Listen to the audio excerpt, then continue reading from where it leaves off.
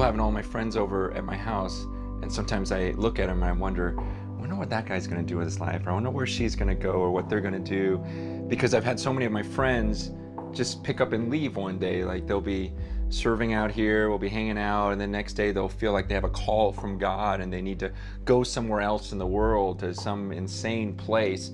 And I mean, for example, some of my friends, this guy right here, Tim Shantier, he was actually a kid that was in our high school ministry, our high school group, and he couldn't make up his mind about anything. He was just one of those kids. In fact, I remember one of my pastors was so frustrated with him. He just said, I'm just done with Tim. I don't want to talk to him. He can't make up his mind. He'll say he's going one direction, and I'll encourage him, then he'll go another direction. But then one day he's like, I think God wants me to go out to the jungles of Papua New Guinea and share Jesus with some tribe and learn their language, and on and on. And everyone's like, yeah, whatever, Tim. What are you going to be next week, an astronaut?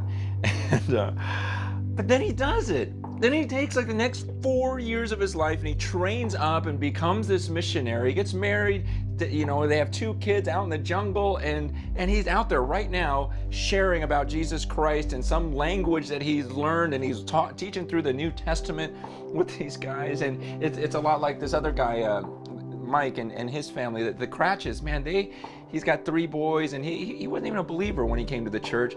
He falls in love with Jesus Christ. He hears some missionary talk about going out and caring for people who've never heard the gospel, and suddenly he's out in the jungle too, and with his 3 boys, his wife's helping out with medicine and helping as a nurse, and amazing thing. And that was about 7 years ago that started. This guy right here, Kevin Oates.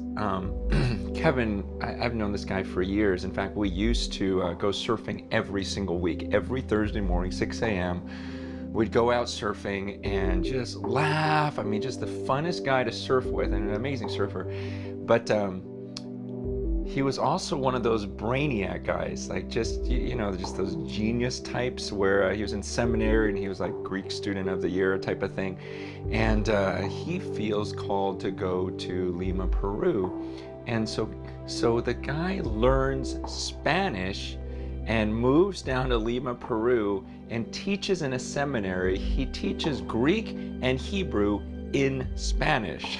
And his wife, meanwhile, is leading this medical clinic in this really poor area, and and they've got a few kids now, and now suddenly they're feeling like, maybe our work's done here, maybe we need to go to Colombia, and they're thinking about going out. It's just so weird to me, because here's all these people that were in my house, that were hanging out, they're just friends of mine, and suddenly they're gone and they're doing the work of God somewhere else.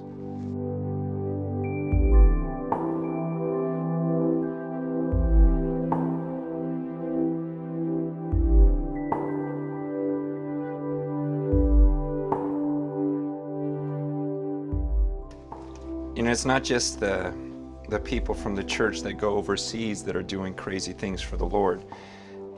What I love about the church is there are people that are right here in the city, and they're doing amazing things. For example, Thomas, who's here, he was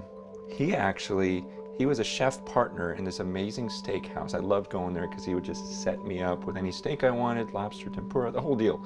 Anyways, he really felt called, like God was wanting him to do more ministry, and so he leaves this really lucrative business and he starts cooking at the rescue mission. So he goes from this beautiful steakhouse to cooking for the homeless, and not just cooking for the homeless, but he also teaches the homeless how to cook. He holds classes there so they can actually get jobs as cooks in other places.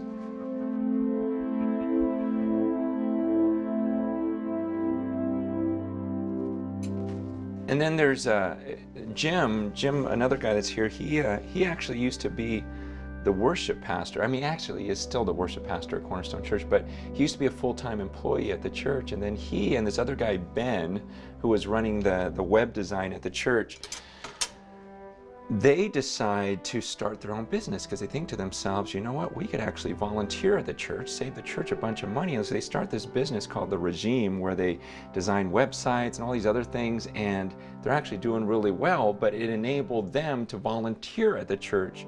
And I know that may not sound like a big sacrifice, but the truth is they saved the church tens of thousands of dollars. And I could just give you all these examples of people in the church that are just doing crazy things right here in our own city. We have college students that have taken homeless people into their apartments. We have this one kid who said, I'm just not even gonna live in an apartment. I'll live in my car so I can give more to the poor. I had another guy, single guy, who just gave me the keys to his house and said, you know what? I'm more concerned about my treasures in heaven. So here, have the house, sell it, give it to the poor. And I love this because it's going on right here in the city.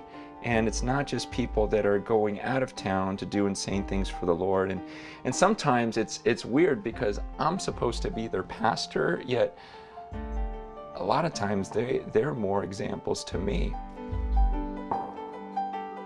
Who do you look up to? I mean, when you think about Christians that you want to emulate their faith, why don't you in your group just name some people that you look up to as Christians, where you go, wow, that guy he's done some insane things for the Lord, or she has. Just talk about who you admire most as a believer. And then after that, think about your own lives. And I don't often like to think about life in general, like, wow, what is my life goal? I like to deal with today. But sometimes it is good to think through, okay, what kind of legacy do I want to leave behind? What do I want to be known for? What is it that you believe God created you to do on this earth?